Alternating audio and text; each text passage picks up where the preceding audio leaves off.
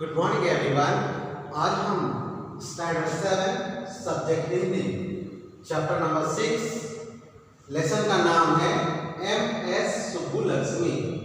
अर्थात एम.एस. सुब्बुलक्ष्मी से आप शायद परिचित नहीं होंगे या कुछ बच्चे इससे परिचित भी होंगे, परंतु यह साहित्य के क्षेत्र में तो थी, परंतु यह शास्त्रीय संगीत के क्षेत्र में बहुत पारंगत ऐसी व्यक्ति मानी जाती है।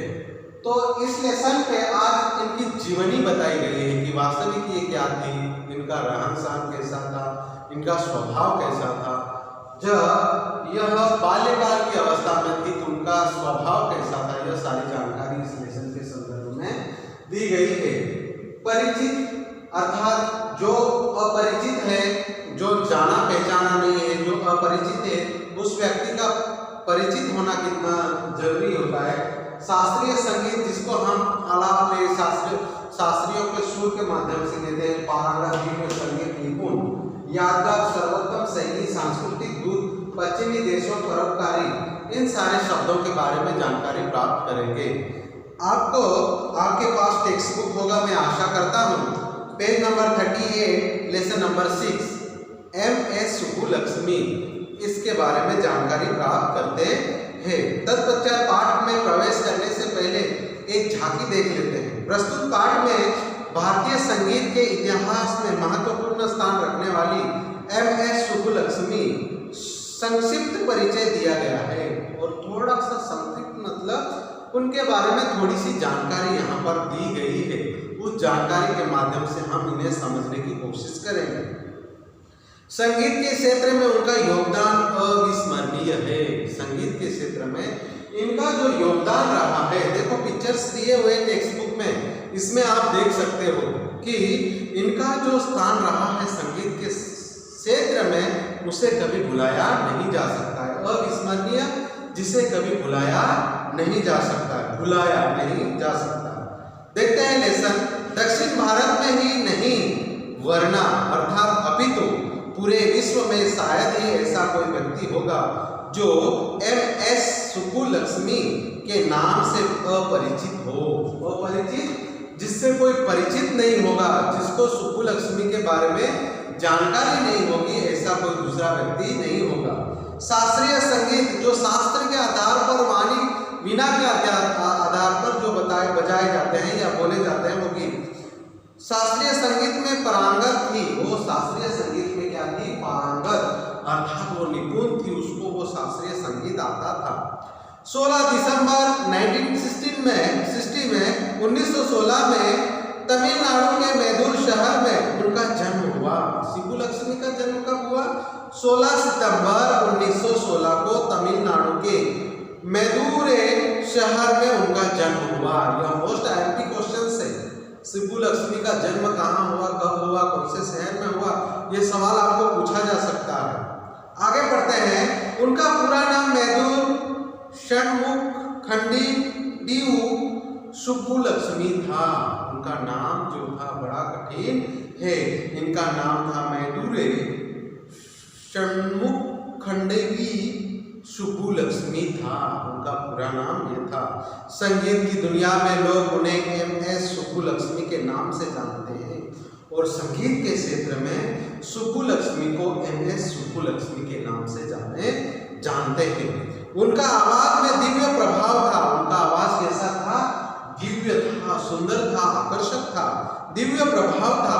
बचपन से ही संगीत के प्रति उनका लगाव था। छोटी उम्र में ही उन्होंने संगीत की शिक्षा प्राप्त की थी। बाल्यकाल की अवस्था में ही उन्होंने क्या किया था?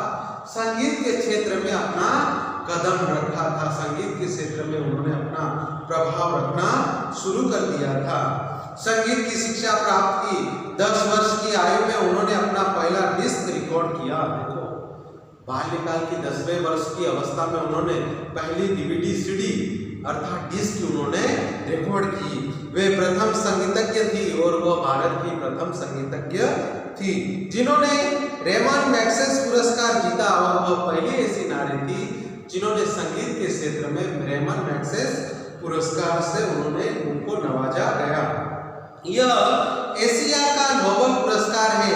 नारी चेतना के क्षेत्र में आगे बढ़ने वाली वह पहली महिला थी और नारी के क्षेत्र में उस जमाने में नारी वर्ग को एक उचित दिशा में ले जाने वाली यह एक पहली नारी थी, अर्थात संगीत के क्षेत्र में उन्होंने अपना दबदबा कायम किया। उन्हें भारत रत्न की उपाधि से भी विभूषित किया गया और भारत का सर्वोच्च पुरस्कार जिसे क्या कहते हैं भारत रत्न पुरस्कार से भी उनको सम्मानित किया गया। यद्यपि वह शास्त्रीय संगीत के क्षेत्र में काफी प्रसिद्ध थी और शास्त्रीय संगीत जो था उस शास्त्रीय संगीत के क्षेत्र में उन्होंने अपना दबदबा बनाए रखा, उन्होंने अपनी एक अलग झांकी, अलग पहचान उन्होंने बनाए रखी।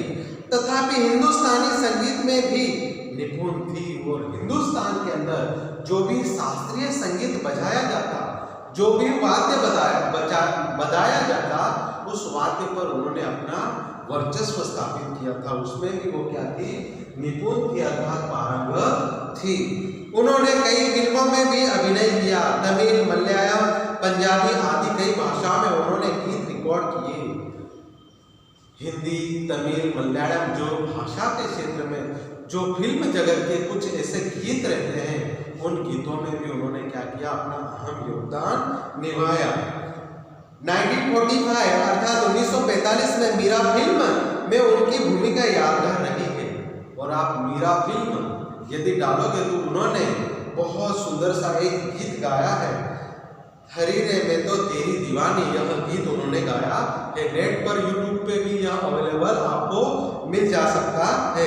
भूमिका यादगार रही है। इस फिल्म में गाया हुआ उनका भजन हरि तुम हरो जन की पीर, हरि तुम हरो जन की पीर, यह गाना मैंने खुद सुना है और आपको यह यूट्यूब पे मिल सकता है। अत्यंत प्रसिद्ध है और यह गीत उस जमाने में बहुत प्रसिद्धि प्राप्त की। एम.एस. सुब्बुलक्ष्मी पहली महिला थी जिन्होंने कर्नाटक संगीत का सर्वोत्तम पुरस्कार संगीत कालनिधि प्राप्त किया। सर्वोत्तम जो सर्वश्रेष्ठ हो वह पुरस्कार उन्होंने प्राप्त किया। उनके द्वारा प्राप्त किए गए प्रमुख पुरस्कार है पद्म भूषण संगीत नाटक अकादमी पुरस्कार, संगीत कालनिधि, पद्म विभूषण, कालिदास सम्मान, इंदिरा गांधी अवार्ड आदि एम.एस. सुब्बुलक्ष्मी ने पाए हुए यह पुरस्कार है। एम.एस. सुब्बुलक्ष्मी माँ वीणा में पारंगत थी और एम.एस. सुब्बुलक्ष्मी जो थी इसको वीणा बजाने का बहुत ही तजुर्बा था, बहुत ही अच्छा वो बजाती थी, अर्थात माँ वीणा में वह पारंगत थी, अर्थात वीणा वो बजा देती थी। उनकी नानी वायलिन बजाती थी, उनकी जो नानी थी वो वायलिन बजाया करती थी। संगीतज्ञों के परिवार से आई थी, अतः उनकी शिराओं में संगीत बहता था। शिरा अर्थात शरीर में जो बहने वाली नस है उसमें संगीत का पूरा रस वो क्या करते हैं, बहते था। वो संगीत तज्ञ परिवार से बिलोंग करने वाली व्यक्ति थी। ऐसे परिवार में पालन पोषण हुआ तो संगीत उनके जीवन का एक महत्वपूर्ण हिस्सा बन गया। कर्नाटक संगीत के उनके गुरु थे सेमन गुडी, कर्नाटक के उनके गुरु थे सेमन गुडी या गुडी कहोगे तो भी चलेगा। श्रीनिवास अय्यर और हिंदुस्तानी संगीत के गुरु थे पंडित नारायण राव व्यास, और हिंदुस्तान के संगीत उनको जो सिखाने वाले उनके जो गुरु थे उनका नाम है पंडित नारायण राव व्यास। वे जब भी गाती थी तो दर्शक भाव विभोर हो जाते थे और सुब्बुलक्ष्मी जैसे ही स्टेज पर चढ़कर गाना गाती थी तो सारे के सारे दर्शक जो थे भाव विभोर हो जाते थे। कारेकुड़ी सम्मशिव अय्यर ने उनकी शक्ति को पहचान कर कहा था कि वह अपने गले में वीणा लेकर चलती है और जब भी वो कहीं गीत गाती तो कई लोग उनके बारे में कहते कि सुब्बुलक्ष्मी जहाँ पर भी जाती है अपने गले में वीणा लेकर वो चलती है। उनका विवाह कल्की पत्रिका के सदाशिवम जी से हुआ। उनका विवाह जो हुआ सदाशिवम जी नाम के व्यक्ति से उनका विवाह हुआ 1997 या 1997 में।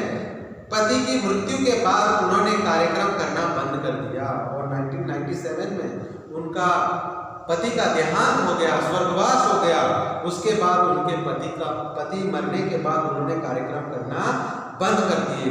दक्षिण भारत में कर्नाटक शैली में गाने वाली यह पहली महिला थी। दक्षिण भारत के बारे में यदि हम सोचेंगे तो वह कर्नाटक शैली में अर्थात कर्नाटक भाषा की शैली अर्थात पद्धति जो थी, स्टाइल जो थी, उस स्टाइल में वह गाने वाली पहली महिला थी।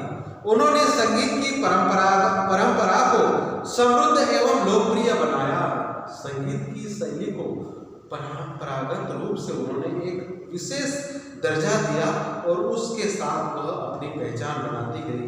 11 दिसंबर 2004 को चेन्नई में उनका देहांत हो गया और बड़ी दुखद घटना घटी कब? 11 दिसंबर 2004 को चेन्नई में उनका देहांत हो गया।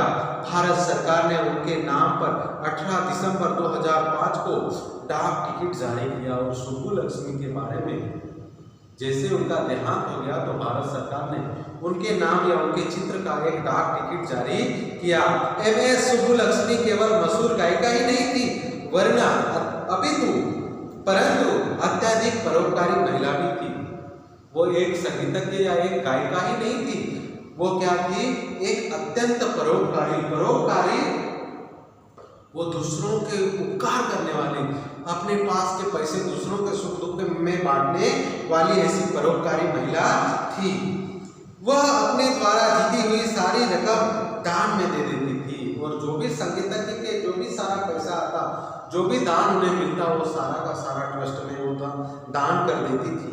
कार्यक्रमों में उन्हें जो भी रकम मिलती उसे वह ट्रस्ट एवं कल्याणकारी संगठनों को दे देती। जो उस समय के कल्याणकारी संगठनाएं थी, जो ट्रस्ट चलाते थे, उन ट्रस्टों में वो क्या करती थी? बचे हुए पैसे जो भी थे वो दान में दे देती, संगठनों को दे देती। वह वास्तव में एक महान नारी थी और सुब्बुलक्ष्मी कोई साधारण व्यक्ति नहीं थी। सुब्बुलक्ष्मी भले ही वो नारी थी, औरत थी, परंतु वो समाज की एक सेविका भी थी। संगीतज्ञ के साथ साथ उन्होंने बहुत बड़े महान कार्य भी किए। यहाँ पर सुब्बुलक्ष्मी के संदर्भ में हम ने जो छोटी सी जानकारी दी, इससे आप संतुष्ट होंगे। आने वाले समय में इनके क्वेश्चन आंसर्स भी देखने की कोशिश करेंगे। धन्यवाद।